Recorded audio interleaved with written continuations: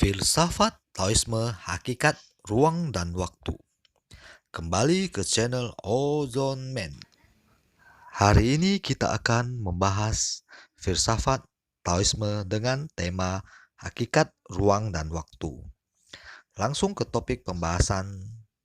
Tolong isi video ini dicerna dengan baik karena pemahaman yang salah akan membuat pandangan yang keliru dalam melihat kehidupan. Jika ada pertanyaan, silakan tulis di kolom komentar. Pertama-tama ingin saya sampaikan bahwa ajaran Taoisme sangatlah universal, dapat dijelaskan dan dimengerti secara ilmu pengetahuan maupun logika. Ajaran Taoisme yang kita bahas adalah ajaran Taoisme murni dari Lao Tzu, melalui kitab Tao Te Ching, I Ching, dan kitab-kitab kuno lainnya. Bukan ajaran Taoisme yang telah berpadu dengan kepercayaan animisme masyarakat Tiongkok pada masa awal berkembangnya Taoisme di Tiongkok. Pada hakikatnya, ruang waktu berasal dari dua energi.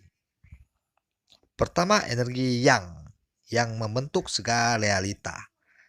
Kedua, energi yin yang membentuk kesadaran jiwa, alam bawah sadar, emosi, dan lain-lain dari segala makhluk. Energi yang bersifat padat dan keras, membentuk segala realita fisik. Energi yin bersifat lunak dan lembut, membentuk segala dunia persepsi dan dunia alam sadar maupun alam bawah sadar. Akan saya jelaskan lebih ringan. Energi yang membentuk fisik dan energi yin membentuk jiwa, di mana pikiran, emosi, kesadaran, halusinasi, dan aktivitas jiwa lainnya adalah manifestasi energi yin.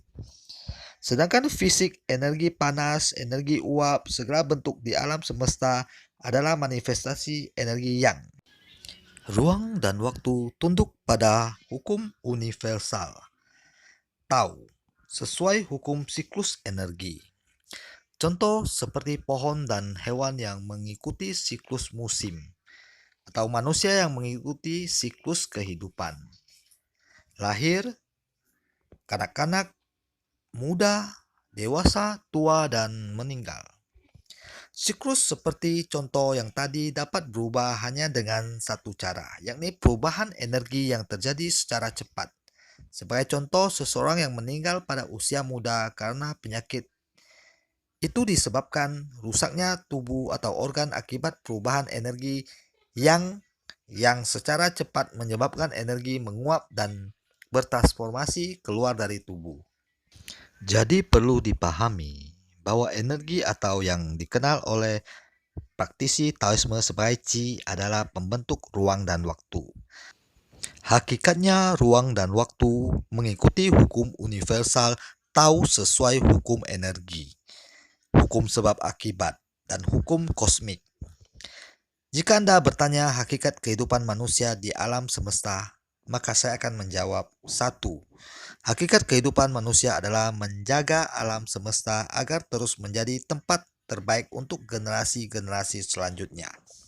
Kedua, hakikat kehidupan manusia adalah menjadi pribadi yang baik dalam kehidupan sehari-harinya.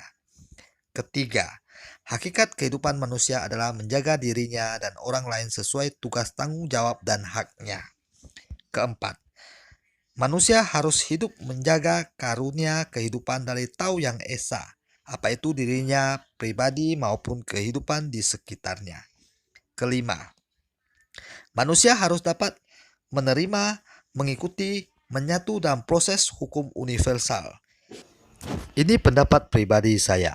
Satu hal menarik yang ingin saya sampaikan, saya akan menyampaikannya dengan sesederhana mungkin. Saya akan memberikan contoh. Ketika seseorang berdoa, memohon hujan, apakah hujan itu turun begitu saja karena doa orang tersebut? Coba kita pahami dengan logika dan ilmu pengetahuan. Air menguap menjadi embun, lalu menjadi awan.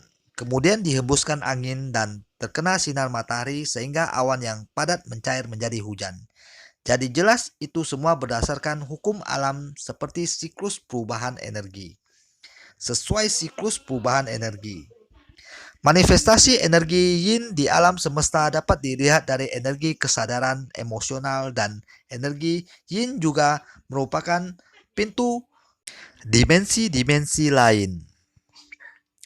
Jadi melalui energi yin yang lembut, para suci mampu menembus dimensi-dimensi lain.